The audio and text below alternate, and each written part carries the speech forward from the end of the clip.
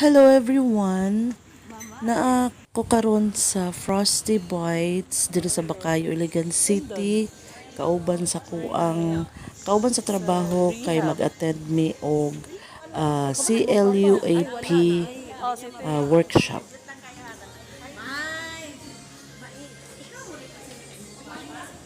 Basit ikaw mo ko attendance. Pwede ba po o siya Pero tigil na siya. dito ka lang ka ikaw din. Ako na lang. Dutan din. Nagdahom pud mi nga late na mi. Maupag po di ay pag anam-anam og abot sa mga gi-invite no to attend this workshop.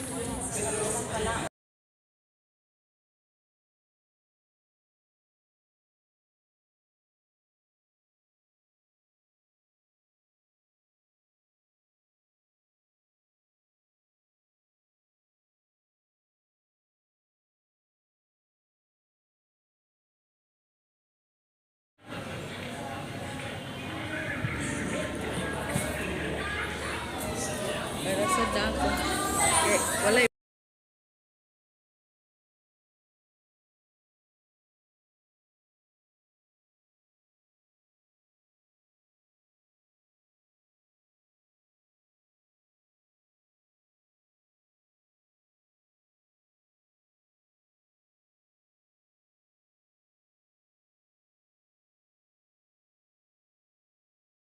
much.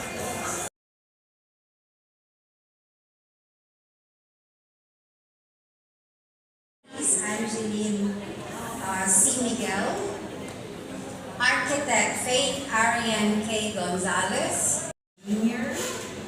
Dito po kayo sa harap para makilala nila kayo because you will be with Ligan for the next 6 to 1 from the DSOT of Region 10.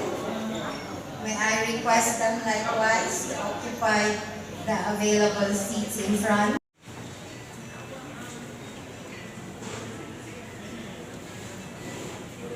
Everyone in the core planning team for the comprehensive land use plan to gather today. Karon pa gid ang first of the general meeting of all the members of our core team. We have amended the administrative order creating the core team. Primarily one, because nag-election man po good atong last year, October of last year, ang barangay captains. So katong first na admin order, lahig nga ang ubang barangay captains, that's why we amended it. Secondly, we amended also to expand it further and involve all the other stakeholders, no? So kanisha stakeholders, tanang na ay tanang na ay say or na ay importante na sektor na ma-involve in the updating of our CLUP. Unsa ng CLUP? Ordinaryo ra ba siya na document? Dili importante siya na document. The Comprehensive Land Use Plan is an instrument for local government unit to allocate available land resources to different sectors of its territory for different functions. So, naay function na protection areas, kanina yuta, hindi pwede butangan kay protection area ni, kani for production area, kani residential, so kani ang plano na mag-allocate sa atong 81,337 hectares. Insaon na nato pagbuak-buak kung asa. So kanang mga play, kaya ay itungkod na building, muagi mo sa among zoning officer para tanawon kung kanang tukuron nyo ba, kung kanang lugar na inyong tukuron, nakaong ba na sa gamit na atong i-aprubahan. So kung dili ka nahaon, di na maaprubahan inyong building. So naaman si Engineer Brenda diri, dili po maaprubahan ang inyong building permit kay mangita sana sila zoning approval. So mao ni siya ang importansya ani na plano na ani siya twin plan. Ang twin plan ang atong city development plan. Dinha pod nakalatag kung unsay developmental directions nato. So ang agrikultura, unsay plano, ang turismo, ang atong commerce and trade, unsay mga plano, asa pod ang mga eskwelahan nagipang plano, hospital. So mo na dito pod sa land use i-allocate na pod na siya ng mga institutional, commercial, residential uses. Ang importansya po sa atong CDP, mao ni basehanan sa ato ang investment planning. So ang budget kada tuig nagsumikad kung unsay nakaprograma sa atong comprehensive development city development plan. Okay, so ang ato sa himuon ron si LUP, total madungan ramon pod natog sulat ang atong CDP. The city of Eden, a place where diversity flourishes and harmony reigns among the tribe people. For generations, these three distinct cultural groups have called Iligan home, and their ability to coexist in peaceful unity has become an inspiring tale that echoes far beyond the city's boundaries. Let us continue to pray for a peaceful Iligan. Sa ngalan sa Amahan, sa Anak, ug sa Espiritu Santo. Amen. Among langit nung Amahan, nagabarog kami sa imo atubangan. O banaang Espiritu sa among panagtigong diya sa imong ngalan ubaling kami. Ikaw namang ang among bugtong nagiya, pabilin sa pagpuyo, sulod sa among mga pasing-kasing. Itudlo ka na kami nga matuya o makasasala, ayaw itugot nga kami magpasimugdad kang tugot. Ayaw itugot nga ang kawalay kasayuran Panginoon at kung kayo inumata si kayo sa kaamon magigitay, mabalwalan, inahanggay ikaw, inikarya maap, daw, bato kung kayo ikaw mata na ikusutong panayaan, sugagaw daw kayo ulo, mabalwalan, iligas kay ikaw, inikarya mga panulay panudya, alit kay kayo nungawang kusang bulan, madalangin tutuban mo nilala, sa ilan na sa mga panayok day, na matimod day daw sa kumpulon day na makampul day sa mga itulo daw, ay kung daw gagaw mo panay, kaya kaadun mo. Our participants, allow me to thank you for responding to our invitation. Dirito magsubay sa administrative order, no, creating the reconstituting the planning team and technical working groups of the City Comprehensive Land Use Plan. We also have Punong Barangay of Bitukalan, Batuaan, Makabangkit. He is represented by Queen Sahara Makabangkit. Person of the Fisheries, Provincial Fisheries Officer Noel M. Saldaheno. We have Aljun B.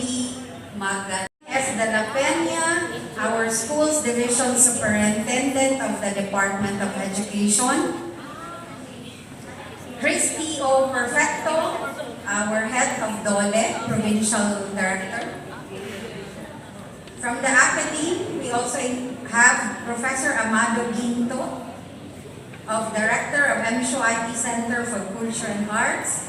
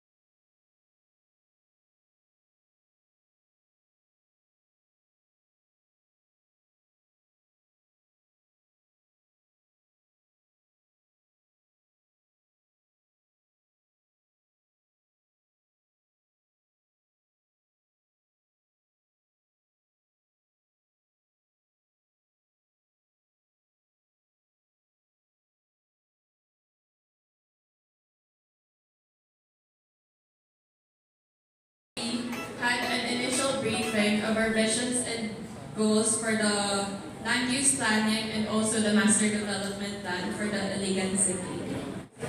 Let us graces. Let us pray ourselves in the presence of God.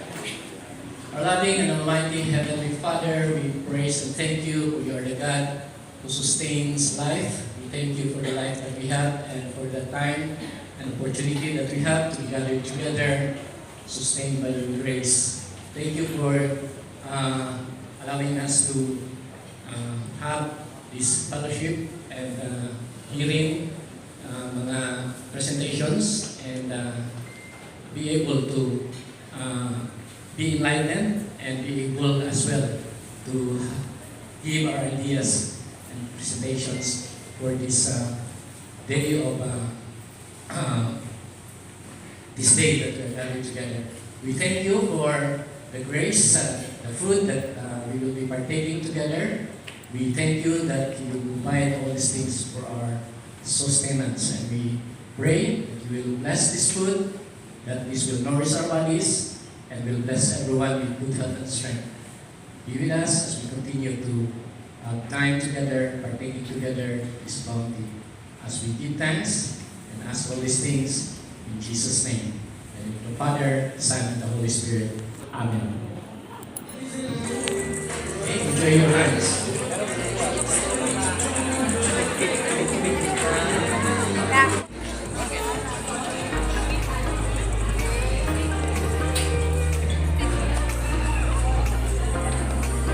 Michael, kataas.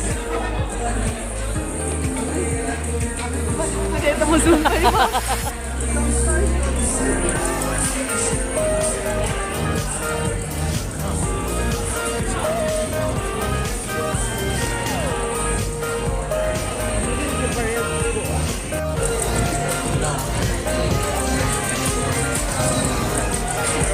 Wala pa ma'am.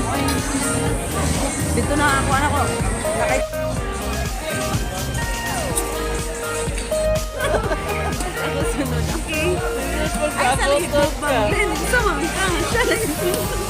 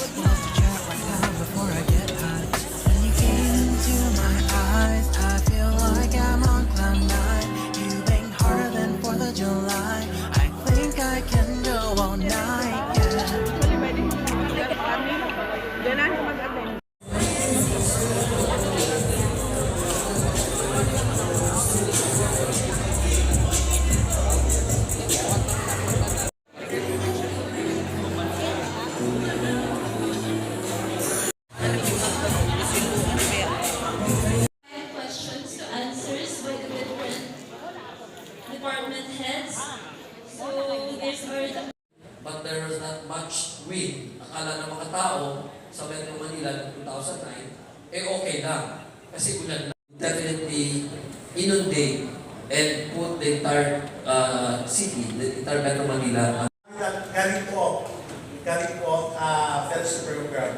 And to everyone attending, Ms. Agnes, good afternoon again. So I'll be sharing to you the Smart Cities Iligan initiative. So